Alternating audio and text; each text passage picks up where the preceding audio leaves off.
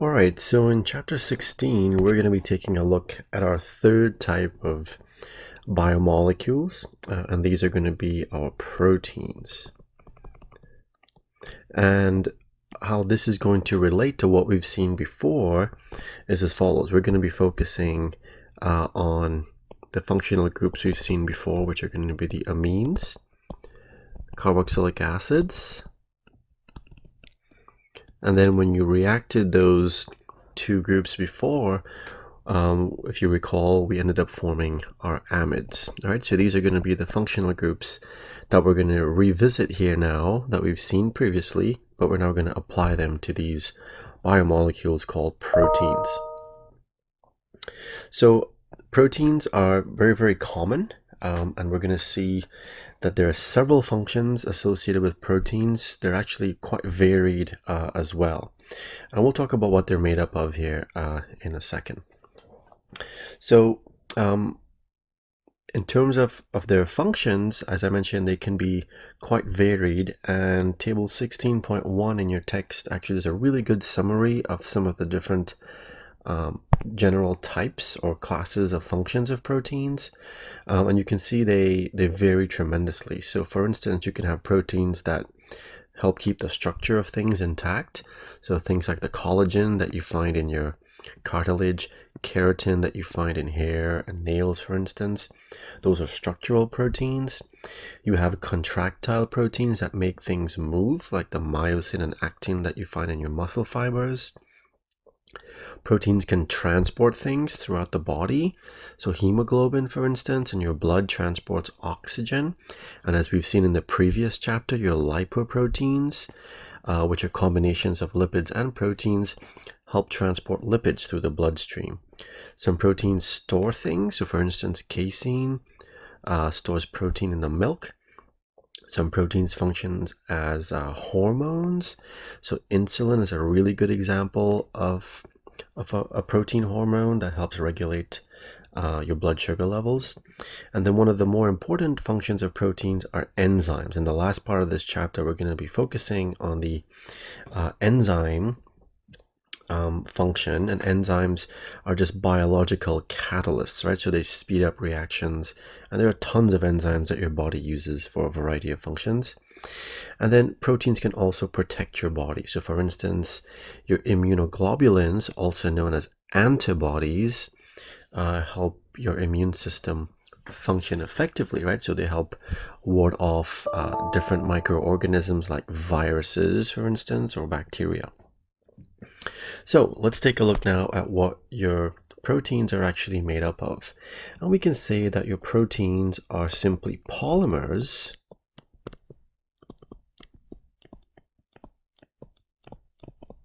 of amino acids. Right? We'll abbreviate amino acids from this point onwards as AA. And polymers just means that these are big molecules. So in other words, what this is saying is if we have several of these amino acids and we stick them together, we're going to make these proteins. So we can think of your amino acids as the building blocks of proteins, and all your amino acids are going to look the same. All right, so let's look at the basic structure of an amino acid. And the name kind of tells you what it is going to be made up of. So at the very center of an amino acid, there's a carbon. And we call this carbon, a special name that we give to it, we call it the alpha carbon.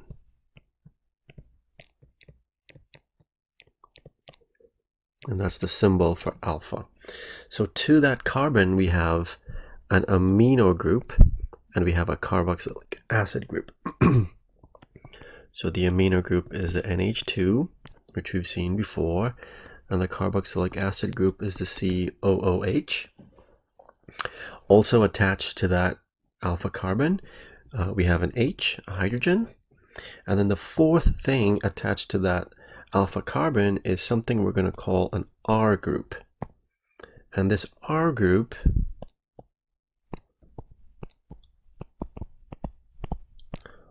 or sometimes it's referred to as a side chain, right? This identifies,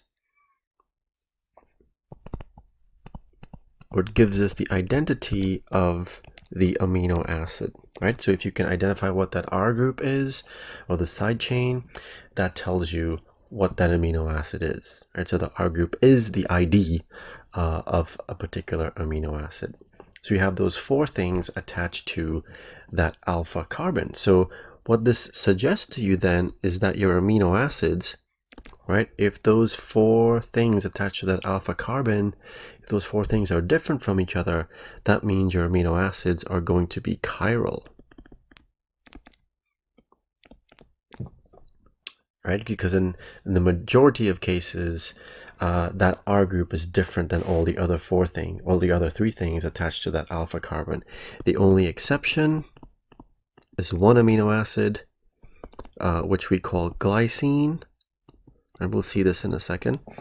And in glycine, the R group is just simply equal to a hydrogen, right? So then glycine would be considered achiral, and it's the only achiral amino acid. So this is your basic building block here of your amino acid, right? That R group attached to the alpha carbon identifies what that amino acid is. Couple things to note here is in solution, right, in the aqueous environment, like in your bloodstream, for instance, right, what can happen is this carboxylic acid here is going to act like an acid and it's going to do what acids do, which is to donate or lose an H+. And the amine side of things, as you know, amines are bases. This is going to act like a base, and it is going to accept an H+. So in solution then, you have your amino acid that actually exists in an ionized form.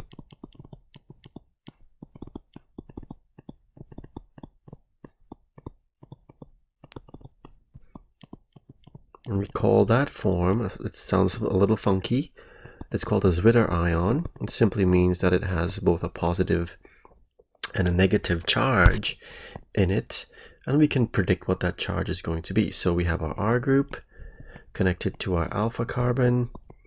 There's our H, and then this C, the carboxylic acid here, is going to lose that H+, so we have our COO-, and then on the other side, we're going to stick an H+ onto this, so we have our NH3+.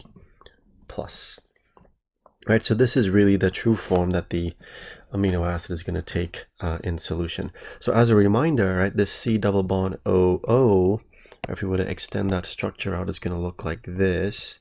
C double bond O. All right, so that's the way that your amino acid is going to exist in aqueous solution. So we said that the R group, the nature of the R group, whatever that is going to identify the amino acid, and that R group then, right, this group here, can be used to classify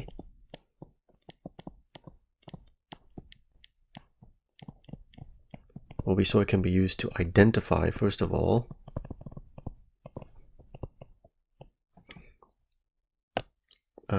and also classify.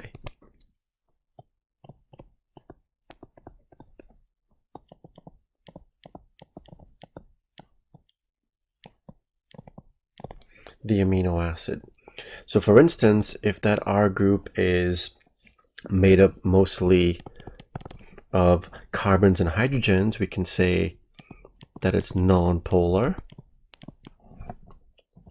If that R group contains polar groups like OHs or hydroxyl groups, we can say that it's polar. If that R group contains a carboxylic acid, then we can say it's acidic. And if that R group contains a basic portion to it, then we can say that it's basic, right? So based on what that R group is, the identity of that R group, we can not only identify the amino acid, but we can also classify it. All right, so let's take a look at the classification. So here, our first category are our non-polar amino acids, and these are going to be non-polar if that R group is a hydrogen, if it's an alkyl, or if it's an aromatic group. And what that suggests then is that these are non-polar things, right? Just a bunch of carbons and H's, right, which are very non-polar. Their electronegativities are very, very similar to each other. So let me backtrack a quick second here. Your amino acids, like we said, are building blocks of your proteins. There are 20 naturally occurring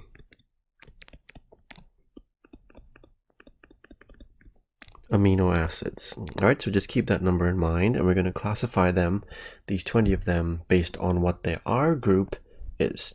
So if the R group is non-polar, then that'll be a non-polar amino acid. So I mentioned glycine before, all right, and we'll use that one as our model.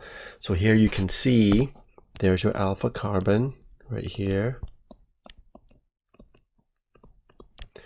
There's your acid, carboxylic acid.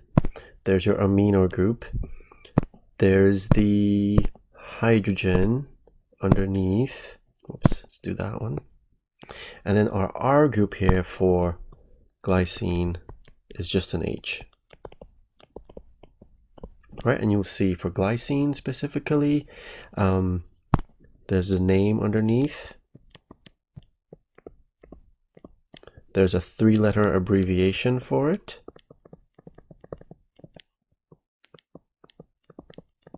Which for glycine is GLY. And then there's a 1-letter abbreviation, which is just G. And all of these amino acids are going to have a 3-letter abbreviation and a 1-letter abbreviation. All right, so if you look at all of these amino acids, you'll see that all of their R groups, which are in yellow in this particular table, they all are made up just of carbons and H's, which would make them very non-polar. If you look at the polar amino acids, right, your polar amino acids are going to have polar R groups. So these contain polar R groups, and in most cases that means that they're going to contain an oxygen. And in some cases they'll contain nitrogen as well, or a thiol, an SH group. All right, so if you look at serine, for instance, there's a hydroxyl group, makes it very polar. Threonine, there's tyrosine, there's cysteine, it has a thiol. And then there's your asparagine and glutamine that actually have an oxygen, but also a nitrogen in the form of that amide bond. All right, so these are your polar amino acids because they contain polar R groups. Your acidic amino acids contain acidic R groups.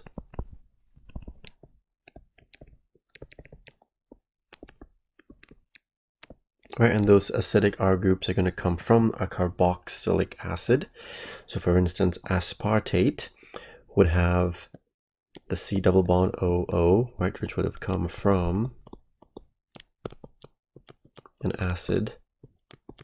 Right, and again, in solution, it'll lose this H plus to form the carboxylate, and similar to glutamate over here, that has that acidic R group.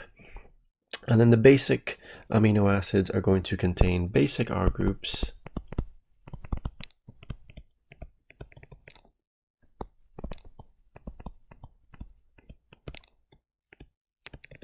which for organic chemistry, that's going to be amines, right? So nitrogen attached to hydrogen. So there's histidine with the amine there that makes it basic. There's lysine, and then here's arginine, that make these basic amino acids. So what makes the amino acids different is what that R group is. We can use that to identify the amino acid, and based on the nature of that R group, we can classify the amino acids as belonging to non-polar, polar, acidic, or basic.